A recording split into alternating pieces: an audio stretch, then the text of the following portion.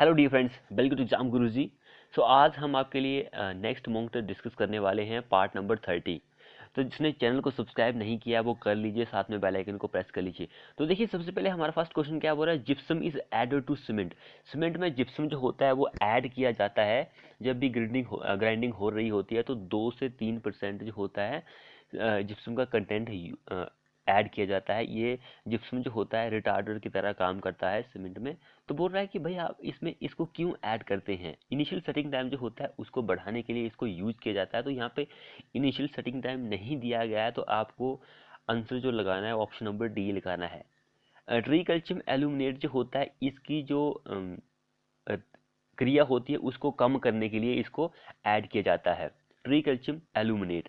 Option D हमारा इस question के लिए आंसर हो जाएगा। जिप्सम जो होता है सीमेंट में इसलिए ऐड किया जाता है ताकि ट्रीकल्चियम एल्यूमिनेट जो होता है उसकी जो कॉन्ट्रैक्शन होती है वो कम की जा सके, यानी कि इनिशियल सेटिंग टाइम को बढ़ाने के लिए यूज किया जाता है।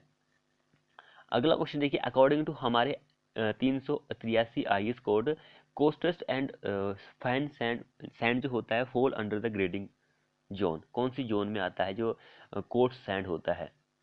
आपको पता है कि भाई एग्रीगेट जो होता है वो इस आईएस कोड में आपको इसके बारे में जानकारी मिल जाएगी। लेकिन यहाँ पे पूछ रहा है कि भाई कोर्स सैंड जो होता है वो कौन सी कैटेगरी में आता है। ये क्वेश्चन इंपॉर्टेंट है। अगर आप कोर्स सैंड की बात करेंगे तो वो जोन 1 में आता है, लेकिन आप फाइन सैंड की बात करेंगे तो वो जोन 4 में आता है। फाइन सैंड जो होता है कोर्स 1 में आएगा, एंड जो फाइन होता है वो 4 में आता है। ये दोनों चीज़ें आप याद रखिए, क्योंकि यहाँ पर तो कोर्स से क्वेश्चन पूछा गया था, हो सकता है कि आपको एग्जाम में फाइन से क्वेश्चन पूछा जाए। अगला क्वेश्चन क्या बोल रहा है, which of the following is not a test use for judging the aggregate for their desirable property and suitability on road. कौन सा टेस्ट नहीं है जो कि एग्रीगेट के ऊपर नहीं किया जाता है, डिजायरेबल प्रॉपर्टी एंड जो सुटेबिलिटी चाहिए हमें रोड पर ताकि हम उसको यूज कर सके, तो वो कौन सा टेस्ट नहीं है। तो वीवी टेस्ट जो होता है ये नहीं होता है, ये कंक्रीट के लिए वर्केबिलिटी जो होती है उसको फाइंड आउट करता है। ऑप्शन डी हमारा इस क्वेश्चन के लिए आंसर बन जाएगा। अगला देखिए, हमारे आईएस कोड के according the number of grade of concrete mix is. Number of grade जो होते हैं कंक्रीट मिक्स के वो कितने होते हैं। नंबर ऑफ ग्रेड्स जो होते हैं वो 7 तरह के होते हैं, जैसे कि M10, M15, 20, 25, 30, 35, 40, इस तरह के ग्रेड जो होते हैं वो यूज किए जाते हैं। वैसे ग्रेड्स जो है ग्रेड के उसको भी सब कैटेगरी में डिवाइड किया है। टोटल नंबर 15 आते हैं, लेकिन ये 7 यहाँ पर दिया है, तो ऑप्शन में ही 7 है, 5, 7। तो तीन तीन भी वैसे दिया है, 3 भी होते हैं, 5 होते हैं, 7 होते हैं, तो 15, टोटल 15 बनते हैं। तीनों दिए गए हैं, लेकिन हम हाईएस्ट को आंसर सही मानेंगे ब्यूरो ऑफ इंडियन स्टैंडर्ड के अकॉर्डिंग। अगला देखिए, which of the following an unmetalled road.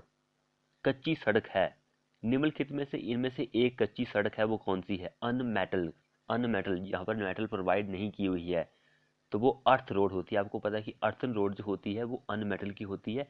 CC की रोड देखिए सीमेंट कंक्रीट की रोड होती है। आपको पता है कि बिटुमिनस की रोड होती है कि भाई हमने लुक डाली हुई है, लेकिन अर्थन रोड नई नई कटाई हुई होती है, तो उसको आप अनमेटल की रोड बोल सकते हैं। अगला देखिए, for stopping sight distance the eye level should be at. Eye level जो होता है स्टॉपिंग साइड डिस्टेंस एसएसडी के लिए वो क्या होता है। 1.2 मीटर, 0.75 मीटर, 1.6 मीटर, 1.8 मीटर। आई लेवल जो होता है वो क्या होता है। आई लेवल जो होता है 1.20 होता है, यानी कि 120 सेंटीमीटर होता है। ऑप्शन ए हमारा इस क्वेश्चन के लिए आंसर हो जाएगा। एंड अगर आप ऑब्जेक्ट की बात करेंगे तो वो ऑब्जेक्ट आपको 0.15 पे दिखाई देना चाहिए, 0.15 मीटर पे। अगला देखिए, give the full form of SSD. SSD की फुल फॉर्म आपको बतानी है इस क्वेश्चन में। एसएसडी की फुल फॉर्म क्या होती है, वेरी वेरी इंपॉर्टेंट क्वेश्चन है। वैसे बहुत सारे पॉइंट्स होते हैं, आपको सभी के बारे में पता होने चाहिए। जैसे कि यहाँ पे तो स्टॉपिंग साइड डिस्टेंस होगा हमारा answer, stopping sight distance, option ये हमारा आंसर बन जाएगा, ऑप्शन ए। लेकिन एक ओएसटी भी होता है। ओएसटी क्या होता है, overtaking side distance, overtaking side distance. उसके बाद एक WBM होता है, ये भी सभी को पता है कि भाई बार्टर बाउंड मैकाडैम। एक IRC होता है, इंडियन रोड कांग्रेस, ये हो गया। उसके बाद एक CRRI होता है, सेंट्रल रोड रिसर्च इंस्टीट्यूट। उसके बाद एक CRF होता है, ये भी सभी को पता है कि सेंट्रल रोड फंड। उसके बाद एक NHAI होता है, national highway authority of India. उसके बाद एक मोस्ट इंपॉर्टेंट जो होता है वो BOT होता है। अब BOT कई लोगों को नहीं पता होगा, तो BO क्या होता है, build operator and transfer. Build operate and transfer, ये BOT की फुल फॉर्म होती है। तो सारी चीज़ें आपको पता होनी चाहिए। अगला क्वेश्चन हम यहाँ पे देखते हैं कि on horizontal curve, horizontal curve की बात हो रही है। If the pavement is kept horizontal, भाई पेमेंट सर पर जो आप हॉरिजेंटल ही रखते हैं अक्रॉस द अलाइनमेंट, अलाइनमेंट के across, then the pressure on the outer wheel will be, then the pressure जो होता है आउटर व्हील पर वो मोर देन हो जाता है इनर व्हील के मुकाबले। ऑप्शन ए हमारा इस क्वेश्चन के लिए आंसर बन जाएगा। अगला क्वेश्चन देखिए, एनोस्कोप इज यूज टू डिटरमाइन, एनोस्कोप जो होता है वो क्या डिटरमाइन करता है, एनोस्कोप जो होता है वो स्पोर्ट स्पीड जो होती है उसको फाइंड आउट करता है। ऑप्शन ए हमारा इस क्वेश्चन के लिए आंसर बन जाएगा। जिसने चैनल को अभी तक सब्सक्राइब नहीं किया है वो कर लीजिए और साथ में बेल आइकन को प्रेस भी कर लीजिए। अगला क्वेश्चन हम यहाँ पे देखते हैं, जनरली फॉर मिक्स ट्रैफिक, जो ट्रैफिक आ रहा है भाई मिक्स ट्रैफिक है, फ्रॉम प्रैक्टिकल कंसिडरेशन के लिए एज पर हमारे IS code guideline in India, the super elevation is calculated for, super elevation जो होती है वो कैलकुलेट की जाती है किस बेस पर, सुपर एलिवेशन कैलकुलेट की जाती है 70% ऑफ द डिजाइन स्पीड, इसके बेस पर ही कैलकुलेट की जाती है। बी हमारा आंसर बन जाएगा। अगला क्वेश्चन देखिए, while conducting the softening point test on bitumen, bitumen के ऊपर सॉफ्टनिंग पॉइंट टेस्ट करते हैं तो रिजल्ट जो होता है वो एक्सप्रेस किया जाता है टेम्परेचर, टाइम, विस्कोसिटी या फिर फ्लो, किस में एक्सप्रेस किया जाता है, तो वो जो होता है एक्सप्रेस किया जाता है टेम्परेचर पर। ऑप्शन ए हमारा इस क्वेश्चन में आंसर हो जाएगा।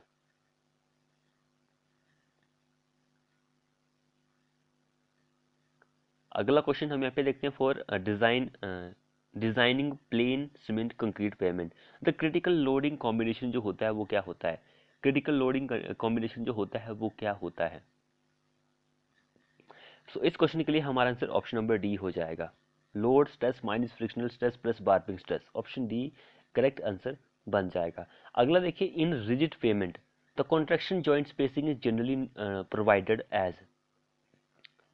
अगला क्वेश्चन देखिए कितना इंपॉर्टेंट है, रिजिड पेमेंट की बात हो रही है तो कॉन्ट्रैक्शन जॉइंट्स की स्पेसिंग जो होती है नॉर्मली 4.5 से लेकर 7.5 मीटर की होती है। इतने अंतराल पर आपको प्रोवाइड करना ही पड़ता है। ऑप्शन सी हमारा इस क्वेश्चन के लिए आंसर बन जाएगा। अगर आप एक्सपेंशन जॉइंट की बात करेंगे तो उसके लिए 18 से 20 सेंटीमीटर पर प्रोवाइड किया जाता है, सॉरी सेंटीमीटर नहीं, मीटर पर प्रोवाइड किया जाता है, 18 से 20 मीटर पर। अगला देखिए, sand may be used as ballast for, sand जो होता है भाई यूज करते हैं एज ब्लास्ट फॉर, सैंड जो होता है ब्लास्ट के लिए यूज किया जाता है, फॉर किस लिए, वुडन स्लीपर के लिए, स्टील स्लीपर या फिर कास्ट आयरन स्लीपर या फिर नन ऑफ द एबव, तो cast iron sleeper. Option C हमारा इस क्वेश्चन के लिए आंसर बन जाएगा। अगले देखिए, top of rail of track are placed, so top of rail of track are placed at inward slope of 1/20, inward slope जो होता है वो प्रोवाइड किया जाता है 1/20 का। अगला देखिए, तो crossing angle at the level crossing of road rail crossing should not be less than, तो 45 से कम नहीं होना चाहिए, 45 से कम नहीं होना चाहिए। अगला क्वेश्चन देखिए, ए fluid in which shear stress is more than yield value, shear stress जो होता है वो more than होता है yield value and shear stress is proportional to shear strain is known as, उसको हम क्या बोलते हैं, आइडल फ्लूइड बोलते हैं। बी हमारा इस क्वेश्चन के लिए आंसर बन जाएगा। अगला देखिए, the bulk modulus of a fluid is given by 25 GPa, but then what is the compressibility of that fluid, उस फ्लूइड की कंप्रेसिबिलिटी आपको बतानी है, यानी कि के आपको फाइंड आउट करना है। तो के जो होता है वो होता है 1/, जो हमारे पास बल्क मॉडुलस दिया होता है, बल्क मॉडुलस 1/, बल्क मॉडुलस। तो इसको फाइंड आउट करेंगे आप तो हमारे पास जो कंप्रेसिबिलिटी आ जाएगी वो 4 × 10⁻⁻11। ऑप्शन ए हमारा आंसर बी आंसर बन जाएगा। अगला देखिए, a floating body is said to be stable equilibrium if, floating body जो होती है उसको आप स्टेबल इक्विलिब्रियम बोल सकते हैं जब उसका इफ अगर उसकी मेटासेंट्रिक हाइट जो होती है वो पॉजिटिव होती है तब आप उसको स्टेबल बोल सकते हैं, अनस्टेबल के लिए नेगेटिव होगी। अगला देखिए, absolute pressure is equal to, absolute pressure जो होता है वो किसके बराबर होता है? एब्सोल्यूट प्रेशर जो होता है वो किसके बराबर होता है? तो वो बराबर होता है atmospheric pressure plus gauge pressure. Option A हमारा आंसर बन जाएगा, atmospheric pressure plus gauge pressure के बराबर होता है। अगला बोल रहा है कि U tube manometer of different liquid material is use to measure. U tube manometer जो होता है उसको आप यूज करते हैं डिफरेंट लिक्विड मटेरियल को मेजर करने के लिए। वो क्या होता है? हाई प्रेशर होता है, high pressure. Option B answer बन जाएगा। जिसने चैनल को सब्सक्राइब नहीं किया वो कर लीजिए, साथ में बेल आइकन को प्रेस भी कर लीजिए। अगला क्वेश्चन क्या बोल रहा था? Major losses of energy in long pipe is due to. Major losses जो होता है एनर्जी लॉन्ग पाइप में वो फ्रिक्शन की वजह से ही होता है, फ्रिक्शन की वजह से होता है। अगला देखिए, which device is use to for measuring the rate of flow of a fluid flowing through pipes. Pipe के थ्रू वेंचुरीमीटर, सभी को पता है कि वह पाइप के थ्रू जो मेजर किया जाता है वो वेंचुरीमीटर ही होता है, क्योंकि वेंचुरी फ्लूम जो होता है वो ओपन चैनल के थ्रू मेजर किया जाता है। अगला क्या बोल रहा था? Upper surface of weir over which the water flow is known as. Upper surface जो होता है बांध का जिसके ऊपर पानी फ्लो करता है उसको हम शिखर बोलते हैं, शिखर उसको बोला जाता है, नैपी नहीं, उसको शिखर बोला जाता है। अगला देखिए, mechanical efficiency of A turbine is given by. Mechanical efficiency जो होती है टरबाइन की वो power at the shaft of the turbine, जो पावर शाफ्ट पर होती है एंड जो पावर डिलीवर की जाती है बाय पानी के द्वारा रनर को, उन दोनों का रेशियो जो होता है उसको आप मैकेनिकल एफिशिएंसी बोलते हैं। ए हमारा इस क्वेश्चन के लिए आंसर बन जाएगा। अगला देखिए, runner with bucket are shaped in such a way. Runner with bucket जो है वो ऐसी शेप की बनी हुई है that the jet get deflected through. Jet जो होता है वो डिफ्लेक्ट होता है थ्रू कितने डिग्री? जो डिफ्लेक्स होता है वो 165 डिग्री पर होता है, तो यहाँ पे 160 नहीं दिया गया है, तो हमारा आंसर डी आंसर हो जाएगा, क्योंकि इन दोनों के बीच में ही 165 आता है, 165 आता है। अगला क्वेश्चन देखिए, क्वेश्चन क्या बोल रहा है? Draft tube at the exist of A reaction turbine used for hydro electric project is. Hydro electric project के लिए क्या आंसर रहेगा इस क्वेश्चन के लिए?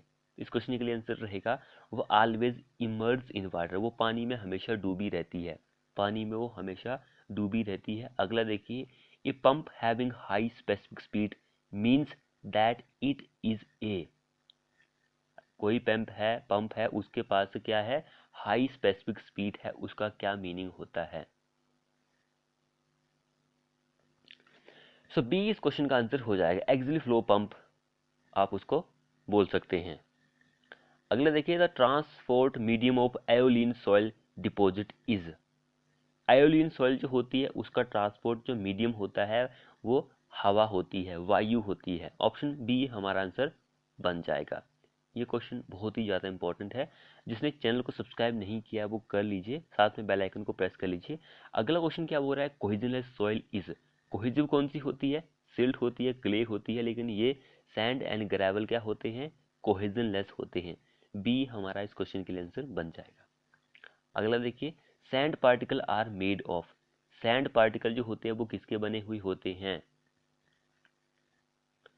Sand particle are made up of quartz के बने हुए होते हैं। ऑप्शन डी हमारा इस क्वेश्चन के लिए आंसर बन जाएगा। अगला क्वेश्चन क्या बोल रहा है? Generally in soil mechanics, soil mechanics की बात हो रही है। Soil is consider as, soil जो होता है वो 3 फेज सिस्टम में कंसिडर किया जाता है। ये तो सभी को पता है कि भाई हवा, पानी, सॉलिड, तो इस तरह से जो सॉइल है उसको 3 पार्ट में डिवाइड किया गया है। तो फ्रेंड्स, ये थे हमारे मोस्ट एक्सपेक्टेड क्वेश्चन। वीडियो को अपने दोस्तों के साथ शेयर करें, चैनल को सब्सक्राइब नहीं किया तो कर लीजिए और साथ में बेल आइकन को प्रेस कर लीजिए। मिलते हैं ऐसी ही नेक्स्ट वीडियो में।